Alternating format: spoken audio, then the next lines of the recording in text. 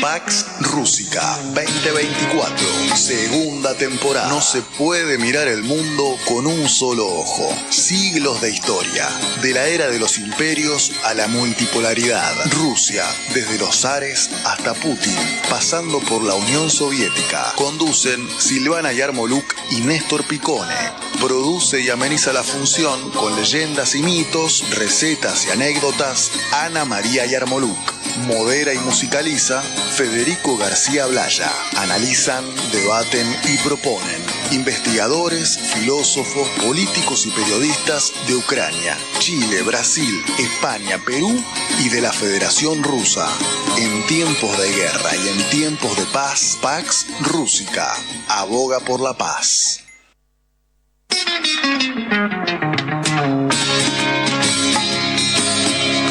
Здравствуйте, девочки, здравствуйте, мальчики.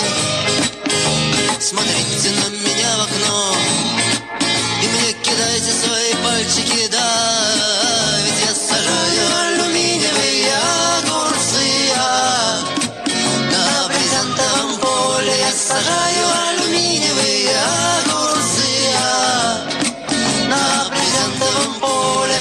Три чукотских мудреца твердят мне без конца: металл не принесет плода, игра не стоит свеч, результат труда. Но я сажаю алюминиевые огурцы, на брезентовом поле я сажаю алюминиевые огурцы, на брезентовом поле.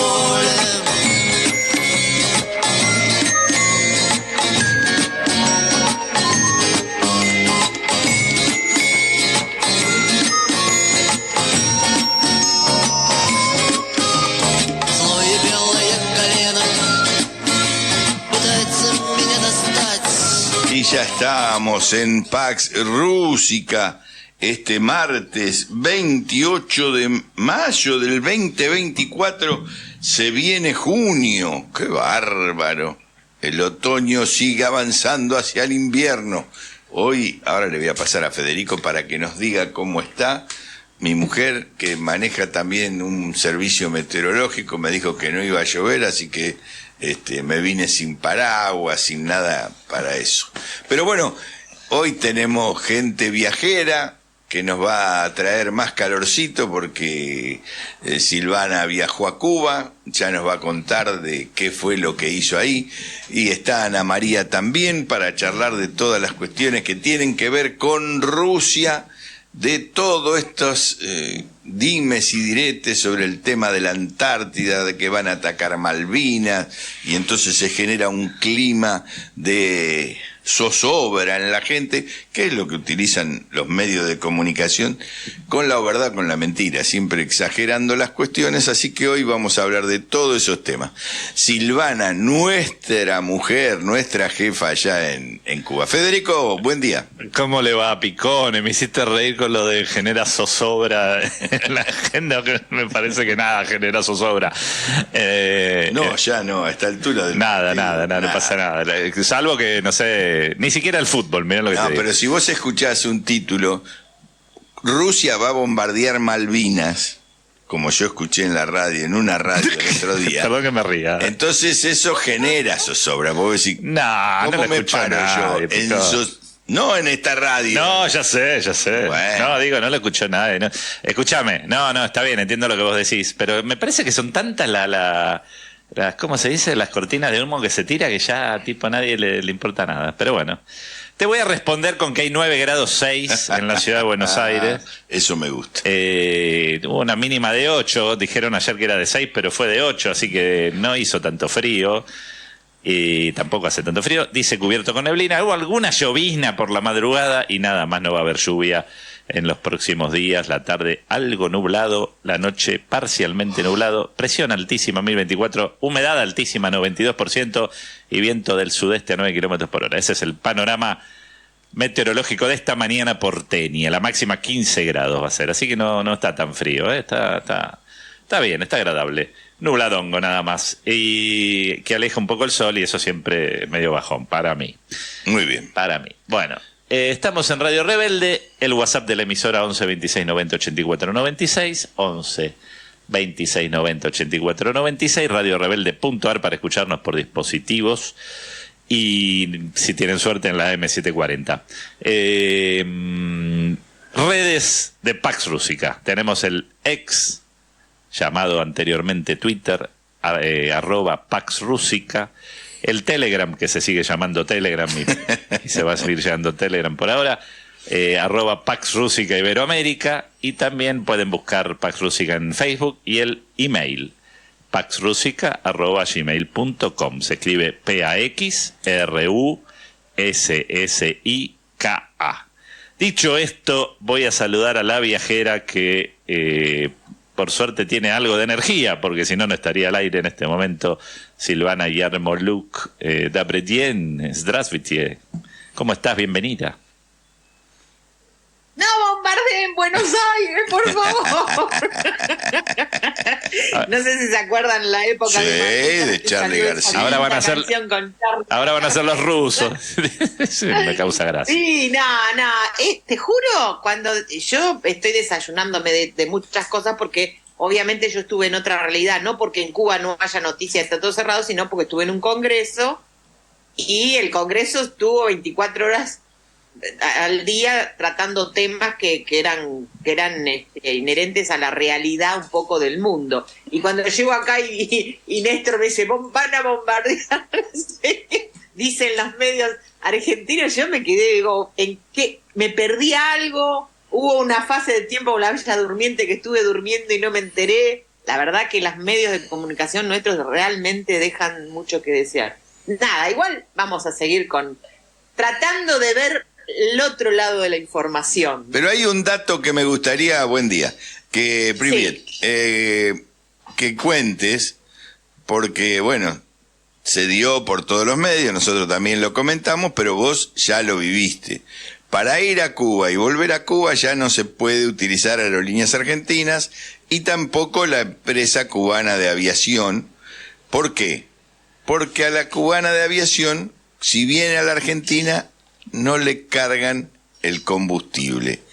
Fíjense, esa, no sé cómo decirlo, porque esto es ideológico, ahí ya no hay libertad, no sé cómo analizarlo este gobierno. Es chucuamedismo para demostrar que nosotros estamos con las sanciones que le aplicó Estados Unidos a Cuba hace 64 años atrás. Entonces nosotros nos despertamos hoy como país libertario y decimos, bueno, vamos a sumarnos a las 300 millones de sanciones que le metió Estados Unidos a Cuba y vamos a generar un espacio más de estupidez, digamos, porque la verdad, yo quiero decir esto, yo estuve muchas veces en Cuba, pero Cuba está pasando por una situación muy complicada, y no es porque ellos sean comunistas o porque Fidel o por la revolución, es porque hace 64, vieron que nosotros siempre estamos hablando de las sanciones que le metió la Unión Europea, Estados Unidos a Rusia, y que son 17.000 sanciones. Imagínense que esto está hace más o menos entre 8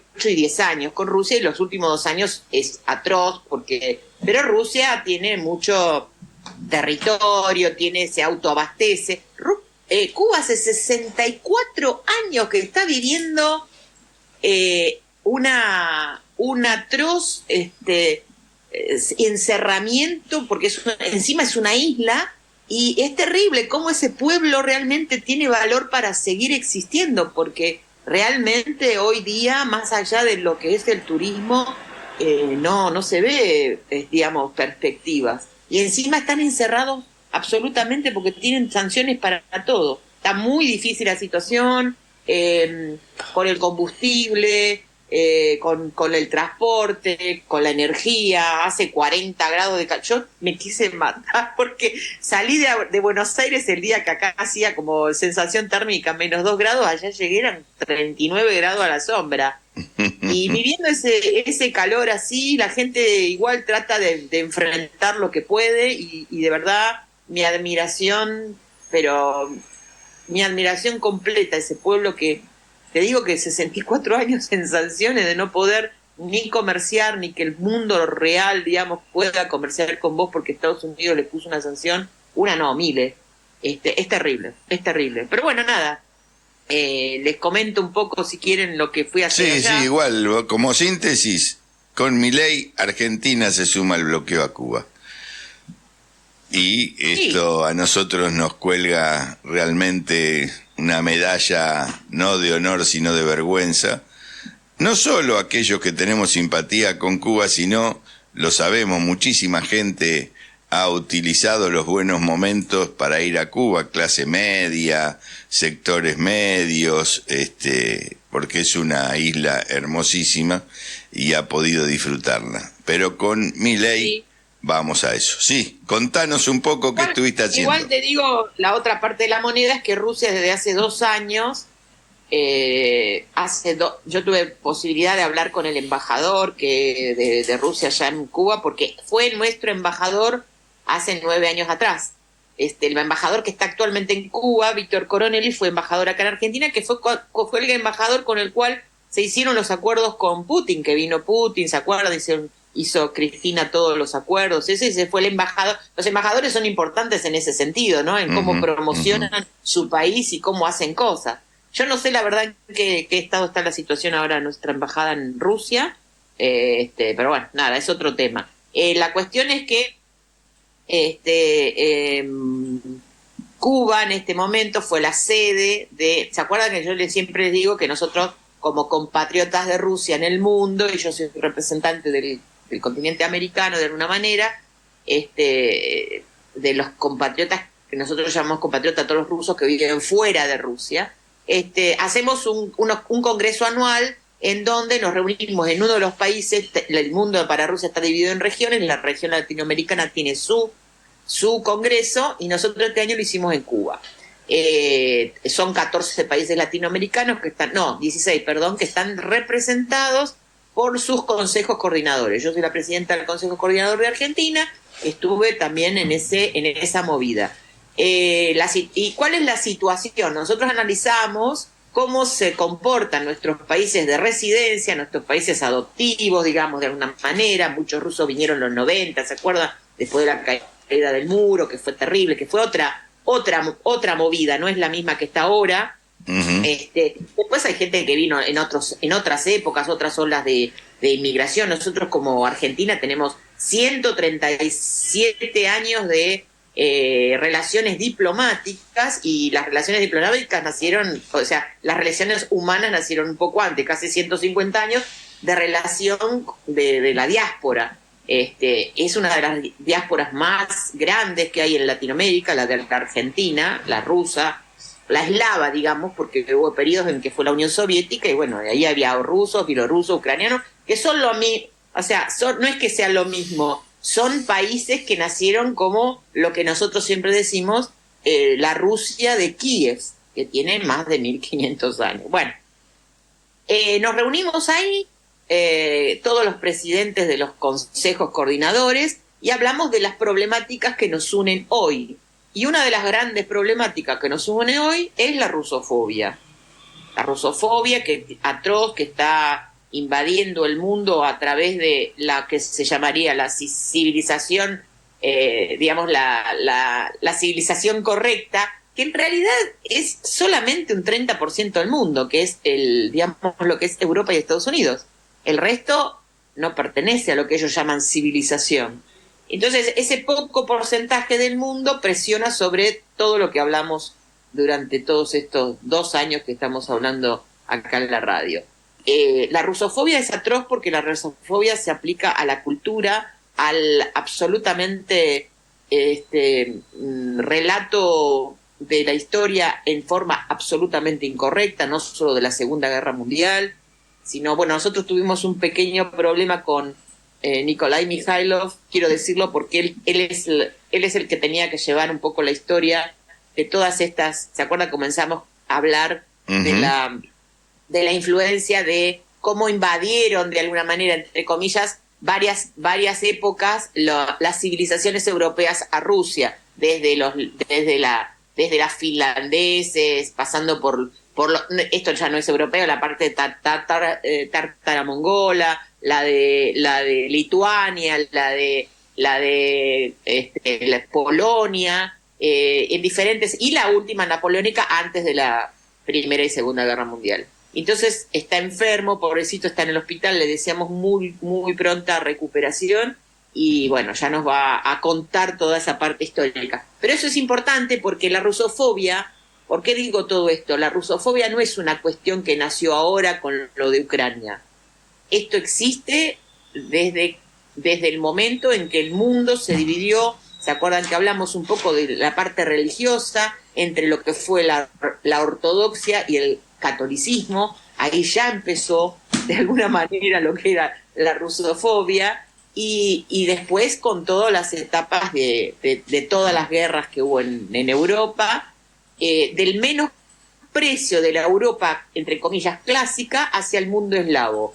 Y terminó, se desencadenó más que nada en la Alemania de Hitler, que fue un ataque directo hacia el eslavo. No solo fue a la cuestión judía, sino a los gitanos, a los negros y a los rusos, y esa fue rusos eslavos, digamos, rusos como civilización, no como genética, digamos. Uh-huh. Y fue el ataque más grande que tuvieron, porque estuvimos hace poquito hablando que fueron 4 años de guerra sobre el territorio soviético, que casi que ganamos. Y la rusofobia, después en la época de la Guerra Fría, que fue terrible también, el ruso siempre fue en Hollywood dibujado como alguien maligno, maléfico. Bueno, ¿para qué les cuento si es? Es lo que ustedes pueden observar en las películas, o El Mundo en Guerra, o Combate, ¿se acuerdan? Uh-huh. Es terrible, digamos, siempre terminaban ganando los Estados Unidos, las guerras las últimas guerras que tuvimos. Y bueno, fueron los primeros en el espacio, y todo el mundo. Este es otro tema muy importante que vamos a tocar en algún momento. En Cuba conocí una persona súper interesante que voy a invitar, que habla español, es rusa, y se especializa en estas relaciones internacionales. ¿Cómo se tergiversa la historia de los descubrimientos científicos? Todos los descubrimientos fueron hechos por Estados Unidos.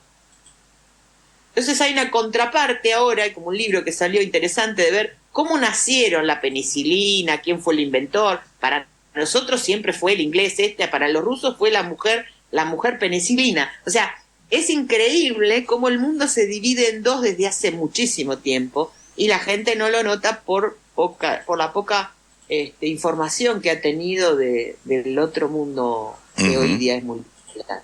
Bueno, un poco resumen la rusofobia, cómo nos tratan los países, si hay países en Europa en este momento que están haciendo, si bien no es la región que nos toca a nosotros, hay muchos países en Europa que están ejerciendo violencia sobre los ciudadanos rusos, no estos que vinieron ahora, sino los que están instalados declaran agentes de gobierno ruso, porque tienen, por ejemplo, la Casa de Rusia en Madrid o la Casa de Rusia ahí en Luxemburgo, y ellos fomentan la cultura rusa, y fomentar la cultura rusa hoy día es ser un agente de Putin, esa es la realidad. y pueden meter preso a una persona por eso, ¿se entiende? Está bien, pero en Latinoamérica hay ejemplos de eso, hay situaciones así tan graves, o Latinoamérica... Sí, por ejemplo, en este momento no es que sea en Latinoamérica, pero por ejemplo, hay una restricción muy grande en algunas... Ustedes saben que nosotros podemos viajar por 2 o 3 compañías de aviación a Rusia, nada más, porque el mundo ha cerrado absolutamente todo. ¿Cómo viajás a Rusia desde Buenos Aires? Tenés 3 compañías que te arrancan la cabeza porque salen $3.000 el pasaje y de vuelta y te querés matar, y se usufructúa bastante esta situación. Entonces, muchas veces hay problemas para llegar a Buenos Aires o a México porque ya te predispone a decir, bueno, esta gente quiere saltar el muro e escaparse, entre comillas, porque no hay que escaparse a ningún lado, a Estados Unidos. Entonces usan de puente o a la Argentina, o a México, o a Perú, y entonces les venden el pasaje, y cuando vienen al país de donde tienen que residir o hacer algún trabajo o venir de visita, muchas veces los devuelven. Entonces, como ese pasaje lo tiene que pagar la compañía, ¿qué hacen? Le restringen directamente el viaje a la gente allá en en donde llegan, en este caso, por ejemplo, es en Turquía, que hubo muchos casos de discriminación, esa es la palabra, de rusos que han venido, no porque hayan querido venir a vivir a Argentina, no, sino parientes que vienen a visitar gente, científicos que vienen a hacer trabajo. Realmente hay muchas denuncias sobre eso. ¿Y ustedes están enterados de eso? No. Eso no sale en ningún diario. Y ese fue uno de las temas que tratamos. ¿Cómo hacer para que no discriminen a una persona por su nacionalidad? Estamos todos locos, digamos. Es terrible. Y bueno, y otros temas tienen que ver con cómo nosotros podemos expresar nuestra cultura sin ser discriminados. O sea, seamos correctos, digamos. Bueno, acá nosotros tenemos mucha influencia porque somos una colectividad de muchísimos años, podemos decir siglos, y igualmente tenemos restricción en participar en las ferias de las colectividades. Nosotros, por ejemplo, como rusos, como colectividad rusa, no participamos, desde la pandemia, no participamos en ningún Buenos Aires Celebra, por ejemplo. Uh-huh. Lo digo, si bien en otras provincias como en Posadas, en Misiones o en Rosario, tenemos nuestro stand, siempre estamos esperando que nos ataque alguien. ¿Entienden? Es bastante vivir así. Yo creo que la vida de esta forma se vivió solamente en la época de la dictadura, porque ser soviético o descender de Rusia en ese momento también era bastante peligroso, digamos, ¿no? Uh-huh. Y ese fue la temática. Tratamos muchas temáticas, cómo comenzar a digamos, hablar de nuestra cultura en diferentes idiomas, qué actividades podemos hacer más allá del intercambio, por ejemplo, que hubo muy grande, que también influenció nuestra diáspora en eso, que fue el Festival de la Juventud, del cual Argentina mandó 110 personas, que no eran, muy poquitos fueron de nuestra colectividad, fueron más bien chicos que representaban diferentes estamentos de la cultura argentina o de trabajo, de la ciencia, pero fue mucho el trabajo de nosotros como diáspora para que esas puertas se abran. Lo del Parlamento el año pasado, de alguna manera también tiene que ver con el trabajo que hace lo que se llama la diplomacia blanda en los países de residencia, ¿no? Pero sí hay casos de discriminación, no tan extremos como en Europa. En Europa se está viviendo situaciones absolutamente extremas, de no poder hablar ruso, de no poder hacer un evento. Por ejemplo, el evento del 9 de mayo en muchas, por ejemplo, en Lituania, Letonia, Estonia, si vos te pones la cinta de San Jorge, ¿viste esa cinta que usamos nosotros para todos los eventos? Uh-huh. Te meten preso, porque es como tener la esvástica de alguna manera de Hitler hoy día. Es como un símbolo prohibido para esos países. Y es terrible porque ellos formaron parte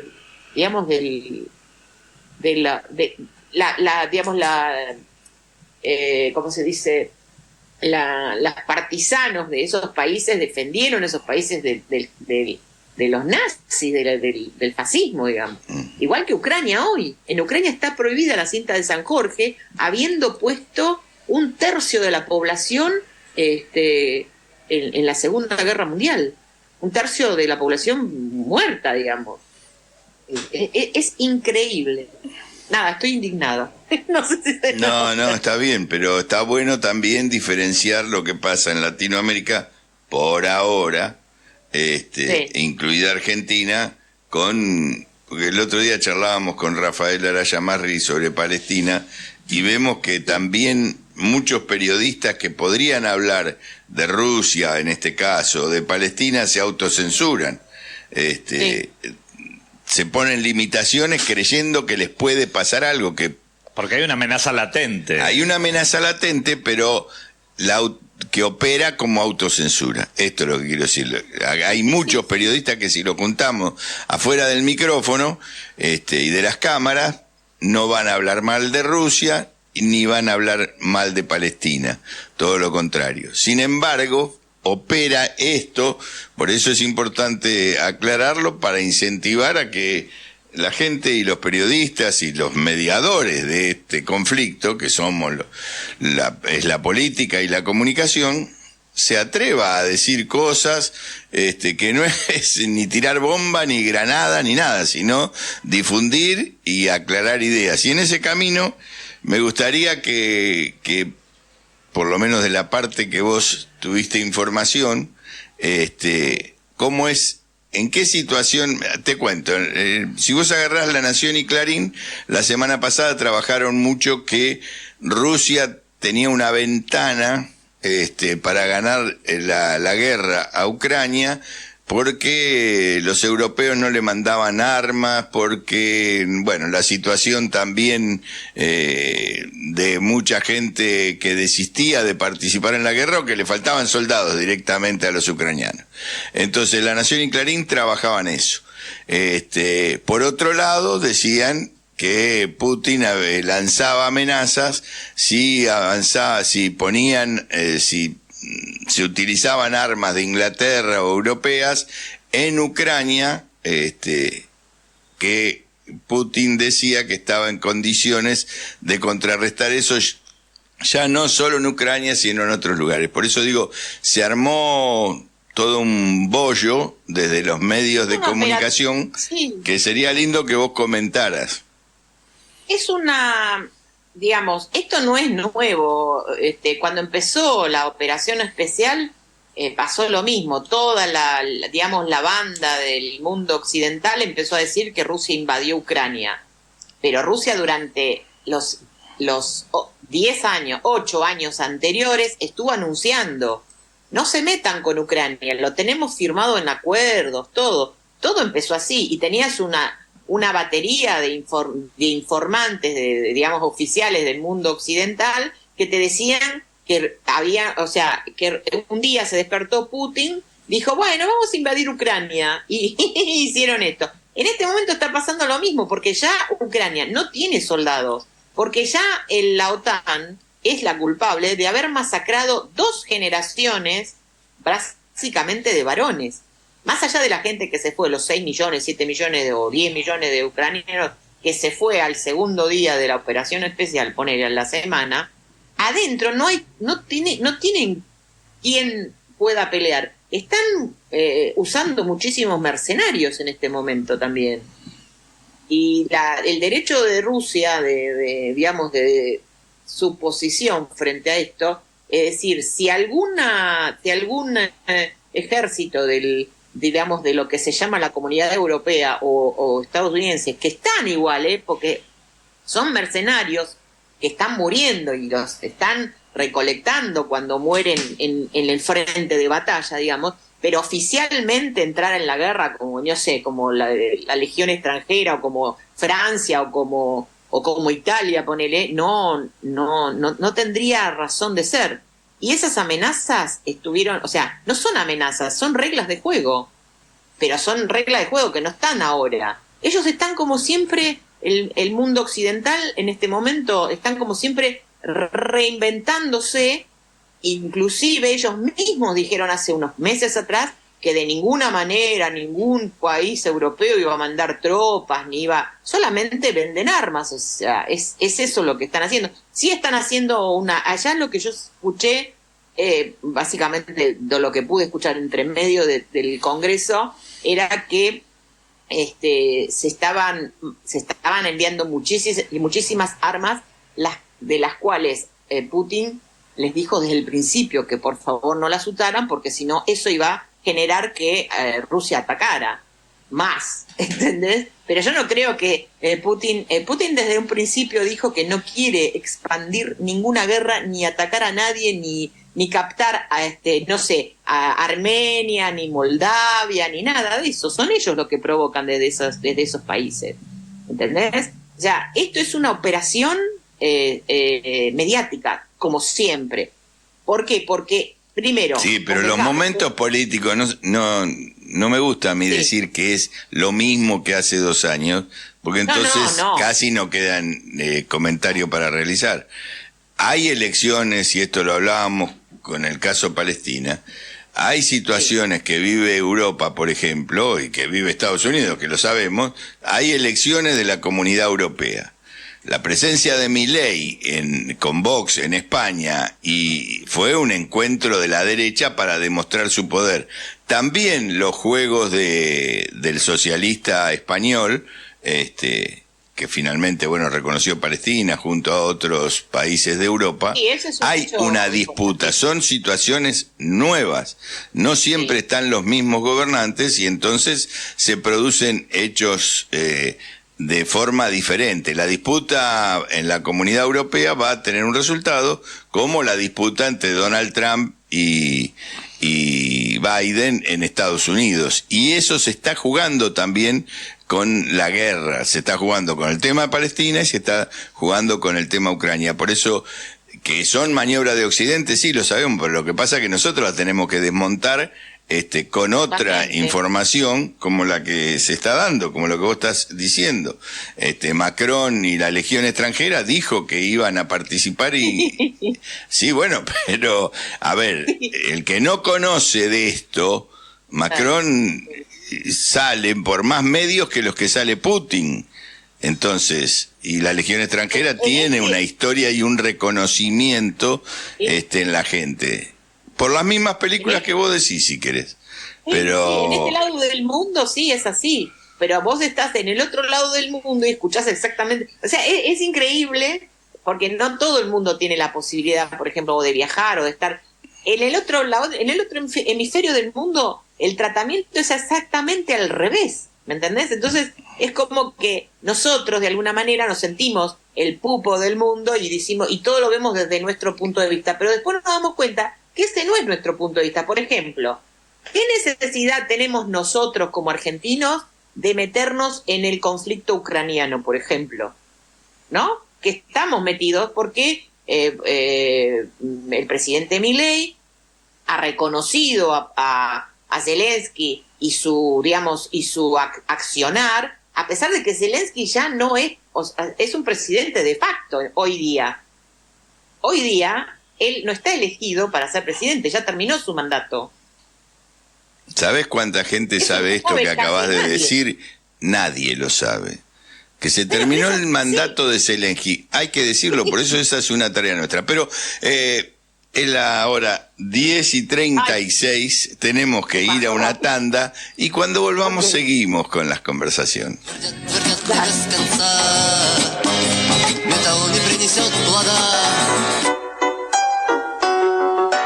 Radio Rebelde AM740. La radio de todos.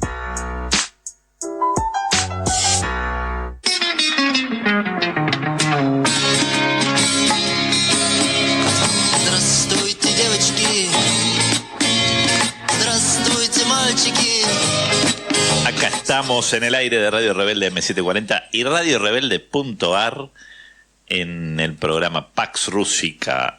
Tenemos ya 10 grados 2 décimas en la ciudad de Buenos Aires. Y te digo, Picone, que casi la misma temperatura, 10 grados 1 décima en la ciudad de Mar del Plata. ¿Y por qué introduzco esto? Para saludar a Ana María Yarmoluk. En la primera media hora no la saludamos. Que no la saludamos, así que la saludamos. Priviet, priviet. Eso es lo que pasa cuando están ahí en Buenos Aires pensándose que todo gira en torno suyo.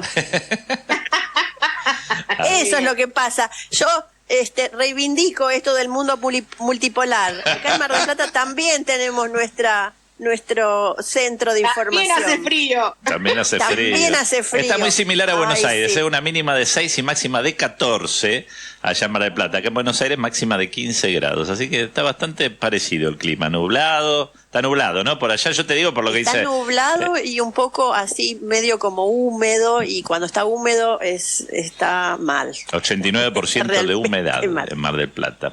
Pero hay poco viento, lo cual no debe ser poco, ¿no? No, es importante. El viento acá es lo que puede transformar el día en algo horroroso. Pero está lindo. No me quería perder el bocadillo que me dejaron con el tema de la vacuna Sputnik.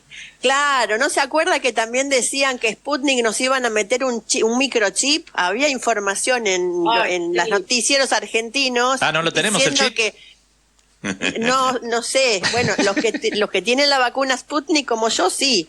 Yo debo estar como chipeada. ¿Se acuerdan? Sí. ¿Se acuerdan que nos iban a Todos íbamos a hablar inocular? en ruso automáticamente. Uy, qué pena. Bueno, y hablando... A mí no me la hablando de pusieron a la Sputnik. Me hubiera gustado si hablaba en ruso inmediatamente, imagínate. Qué espectacular. Todavía estamos esperando claro. para comenzar el curso de ruso, así que te imaginas. No, empieza, pero después decidimos hacerlo después de las vacaciones de acá porque es rápido. Allá el mundo, a nosotros estamos al revés del mundo, o ellos están al revés de nosotros. No se olviden que acá las clases empiezan en marzo y allá empiezan en septiembre. Claro. Porque el mundo, digamos... Del hemisferio norte.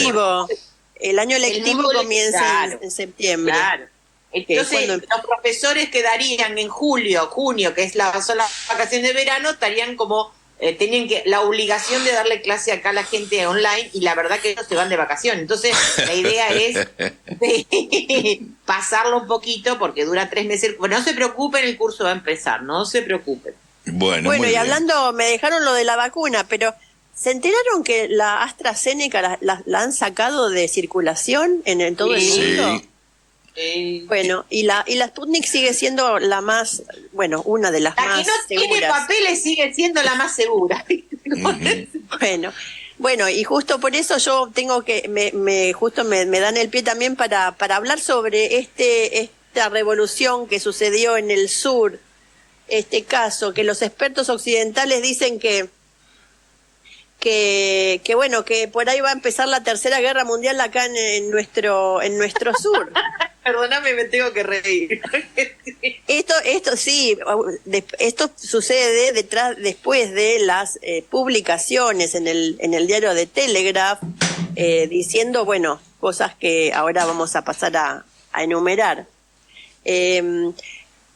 Porque claro, el descubrimiento de los científicos de la Federación Rusa sobre el petróleo que estaría debajo de la Antártida, las reservas de petróleo y de gas, bueno, son como una piedra o sea, un piedrazo que se tira a ver qué es lo que sucede en la geopolítica internacional, que justamente ha pedido bastante estabilidad la situación internacional y también tiene que ver con la economía de la región y con los intereses, ¿no?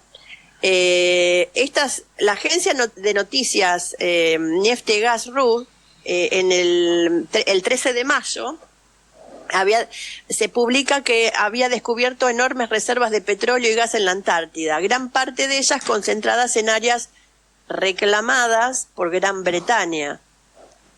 Entonces, en el Telegraph, el 11 de mayo, se informa otra cosa. La evidencia de estas reservas se presentó al Comité de Auditoría Ambiental a principios de mayo y uno de los principales, digamos,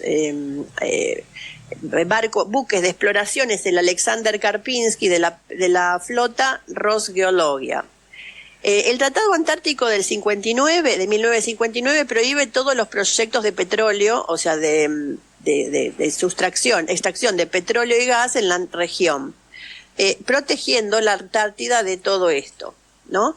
El protocolo sobre la protección del medio ambiente de esta región, que entró en vigor en 1991, impone una moratoria de 50 años a los trabajos relacionados con la búsqueda, exploración y producción de minerales, pero no prohíbe la investigación científica, geológica y geofísica. El descubrimiento de estas enormes reservas podría potencialmente conducir a perforaciones de esta prístina región, alterando el delicado equilibrio ecológico, dicen algunos expertos británicos. De los 50 años ya han pasado casi la mitad y la actividad de investigación va en aumento. Pero Gran Bretaña está preocupada. En particular, las actividades de Rusia en la Antártida se discutieron en una reunión del Comité de Auditoría Ambiental de la Cámara de los Comunes británica el 8 de mayo de 2024. Según la publicación, el comité examinó cuestiones relacionadas con la investigación del petróleo y gas en los buques de investigación en la Antártida, propiedad de Rosgeologia, de la compañía Rosgeologia, que se encarga de buscar reservas minerales para la explotación comercial. En la evidencia presentada al comité se reveló el alcance de los descubrimientos realizados y las reservas de petróleo descubiertas ascienden a unos 511.000 millones de barriles. Aproximadamente, es la mayor hasta ahora. Aproximadamente 10 veces más que la producción en el Mar del Norte durante los últimos 50 años. Esto se desprende de una serie de estudios realizados por el barco Alexander Karpinski ¿Cómo se origina la información, Ana María? Porque no me termina de quedar claro. El 8 de mayo en la Cámara de los Comunes en Gran Bretaña, pero vos decís que el 13 de mayo sale una información. Lo que han hecho es, primero lo informa la agencia de noticias Neftegas.ru. O sea, Neftegas.ru significa, petróleo y gas.ru. Sería como la Pero es una agencia rusa. Nacional, estatal, exactamente. Entonces ellos lo anuncian, inmediatamente lo informan en el Telegraph, pero además lo exponen a la cámara esta que acabo de nombrar, en la Cámara de los Comunes británica. Esto es el 8 de mayo del 24. Entonces, en la publicación se describe la cantidad de petróleo, que son los 511.000 millones de barriles, que son 10 veces más que la producción del Mar del Norte durante los últimos 50 años. Uh-huh. Y, el subsecretario de Estado parlamentario para las Américas, el Caribe y territorios de ultramar, el señor Rutley, aseguró a los parlamentarios que Rusia está realizando investigaciones científicas y recordó que Rusia reafirmó recientemente su compromiso con los elementos clave del Tratado Antártico. Los intereses británicos en la Antártida son supervisados por el Ministerio de Asuntos Exteriores, pero sus actividades se consideran insuficientes y hay acusaciones contra el Ministerio de Asuntos Exteriores británico de ignorar la crisis inminente. Varios expertos advierten que es ingenuo esperar que Rusia cumpla con las obligaciones antárticas, comparando la región con Ucrania. El profesor de geopolítica, que se llama de apellido Dodds, afirma: la situación política en la Antártida es quizás la más difícil desde finales de los 80 y principios de los 90.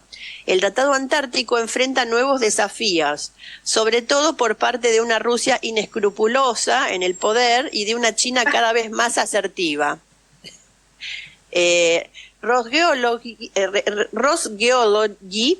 sería la compañía nacional, ¿no?, de Rusia. Uh-huh. Se dedica a la exploración sísmica y otros trabajos geodésicos enmarcados en las regulaciones de investigación. Y solo en última instancia podría llegar a realizar relevamientos para una posible extracción de recursos en el futuro. Pero su objetivo principal, la exploración sísmica, ¿no? Otros expertos advierten que el conflicto en Ucrania y la rivalidad entre China y Estados Unidos están surgiendo como las mayores amenazas para el futuro de la Antártida. El profesor Hemmings, comandante de la Estación de Investigación Antártica británica durante la Guerra de las Malvinas y ahora investigador de la Universidad de Canterbury en Nueva Zelanda,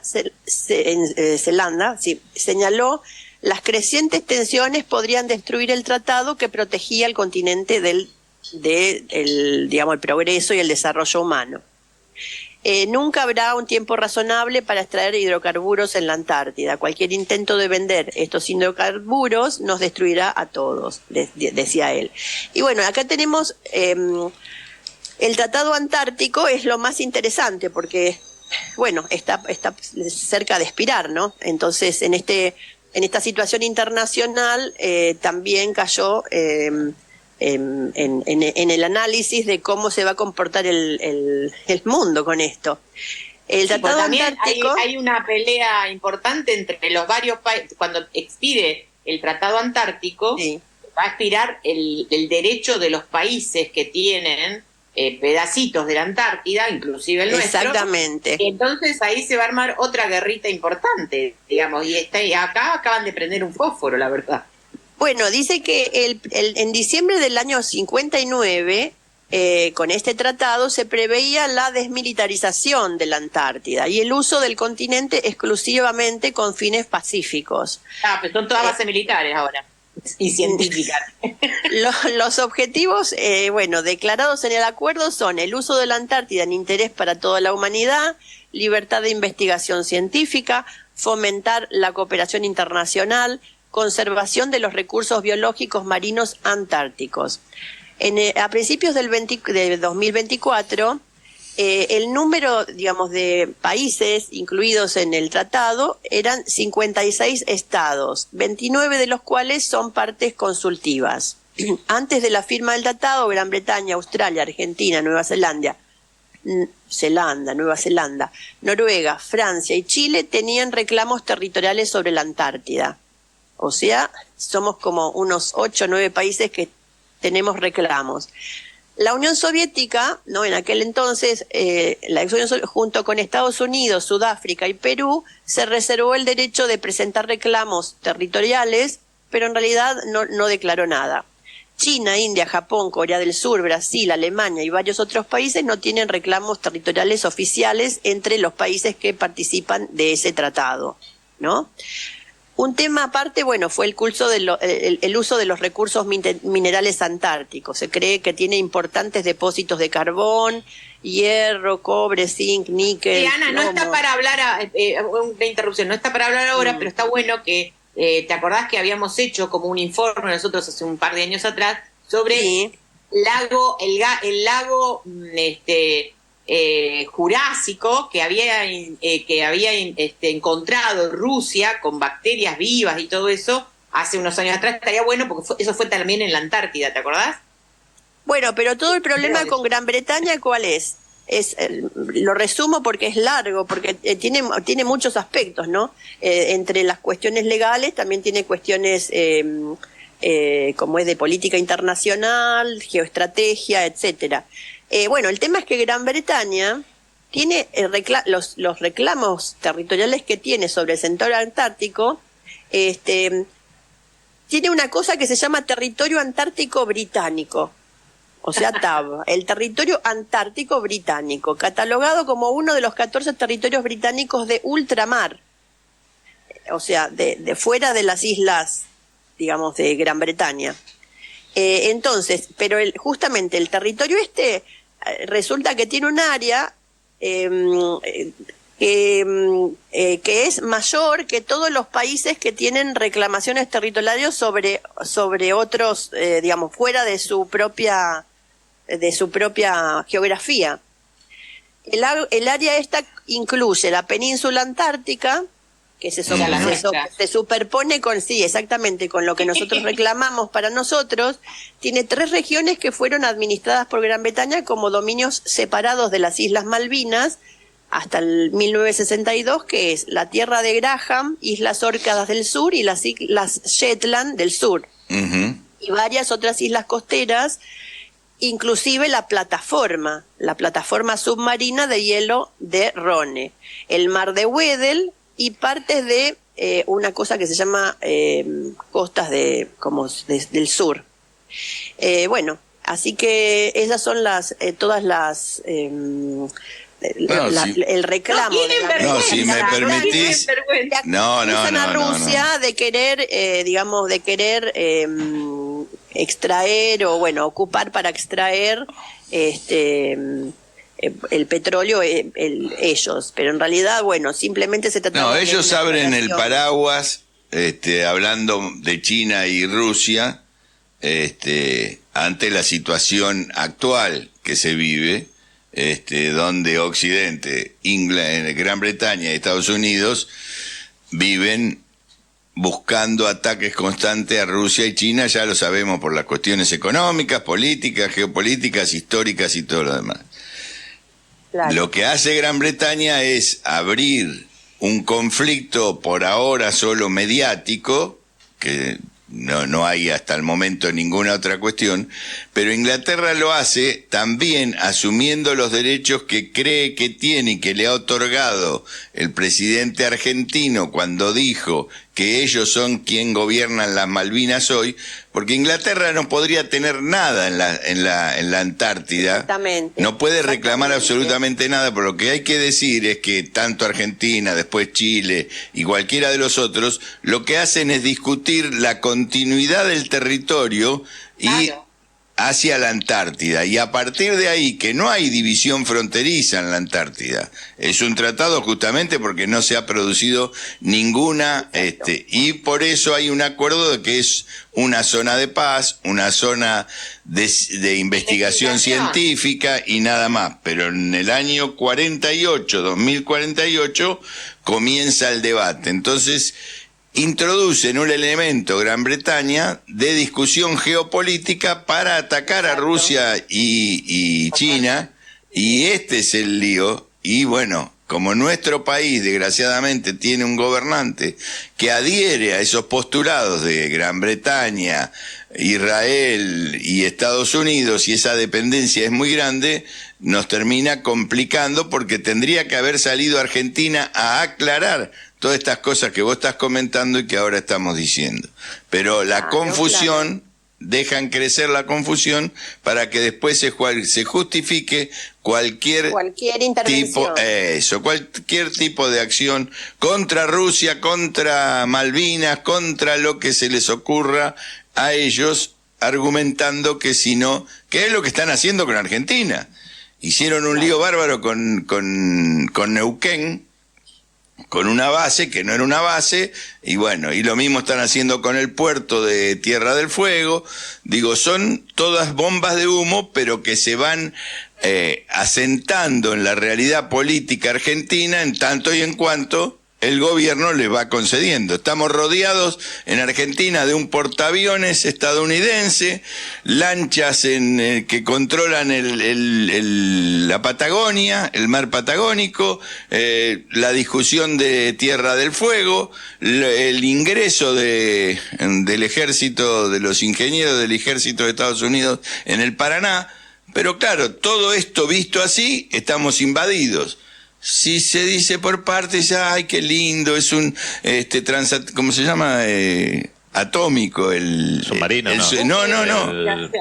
El barco gigantesco. Sí, portaaviones no. Portaaviones. El portaaviones George Washington, que es atómico. Bueno, parece todo como una diversión o una película, y es los condicionamientos a los que nos somete también el gobierno actual, del cual muy poca gente discute. Sí. Digo, todo esto está relacionado. Hay una cosa más que quiero agregar, pero no tiene que ver con la Antártida, pero sí tiene que ver, que es que hace unos días, eso me enteré allá en Cuba, llegó la comisionada para los derechos de los niños de la presidencia de Ucrania, que la Argentina. Daria Gerasimchuk se llama. ¿Qué tiene que hacer ella en Argentina? La verdad no sé. Está buscando apoyo porque nosotros sabemos que Milei va a ir a Ucrania supuestamente. Todavía no está nada anunciado. Él lo tiró así, pero no sabemos ni fecha, nada. Sabemos del apoyo incondicional que tiene Zelensky a partir de nuestro presidente, ¿no es cierto? Con todas las acciones y todo eso. Entonces el embajador ruso acá en Argentina hizo una nota que me gustaría que la lean, y en realidad es como una respuesta que dice que en donde hace un informe de todas las acciones rusas para reunificar a niños, en realidad, porque la Ucrania acusa de que Rusia entre comillas, al ir ocupando territorios, sacaban niños para lavarles la cabeza ya en Rusia, ¿no es cierto? ¿Se acuerdan de todo ese tema? Bueno, esta mujer que esta señora que es la comisionada vino acá para hablar con no sé qué, con Milei. La cuestión es que el embajador ruso les contesta a través de una nota que nosotros estamos publicando en el Telegram de Pax Rússica, y lo que dice el embajador es que consideramos que las acciones del régimen de Kiev para crear otra coalición antirrusa como pura provocación, para lo cual eligió un tema que no deja indiferente a nadie, que son los niños. Esperamos que Argentina, que tradicionalmente se enorgullece de sus estándares de derechos humanos, se distancie resueltamente de la politización sin escrúpulos de este tema. Eso es lo que dijo la embajadora ayer. Digo porque este es un tema también que va a empezar a sonar, porque nosotros ahora nos estamos implicando directamente. ¿Qué tiene que ver la presencia de esta comisionada acá en la Argentina? Esa es la pregunta. Bueno, y me dejaste también un tema muy cortito, que es que Zelensky, expiró la legitimidad de su presidencia. Eso no lo sabe nadie habla de ese tema. El día del 20 de mayo ya constitucionalmente ya no es más presidente de Ucrania. Se le venció el mandato a Zelensky, pero también se acaba de vencer, porque es la hora 11:01, el espacio de Pax Rússica. Así que comenzamos los saludos con las hermanas Yarmulú. Creo que ha sido muy interesante porque estos temas no se tratan, no se analizan, y es conveniente traerlos y bajarlos a tierra, porque después cualquier cosa se convierte en un estallido, como la visita de esta ucraniana por los derechos de los niños. Ana María, hasta el jueves. Hasta el día jueves. Un abrazo y que tenga muy buen día en Mar del Plata. Silvana, será hasta el jueves. Sí, hasta el jueves, con un tema súper interesante que nadie está tocando, que es el Foro Económico Internacional de San Petersburgo, que se abre el día 5 de junio, y el 80% del mundo está ahí y nosotros no. Bueno, si hay alguna posibilidad de viajar, usted sabe que a mí San Petersburgo me atrae de muchísimo. Un abrazo grande y será hasta el jueves, y descanse, Silvana. Das vidani. Nos vamos en un ratito, estamos con Salir por Arriba. Termina Pax Rússica de este martes, nos reencontramos el jueves.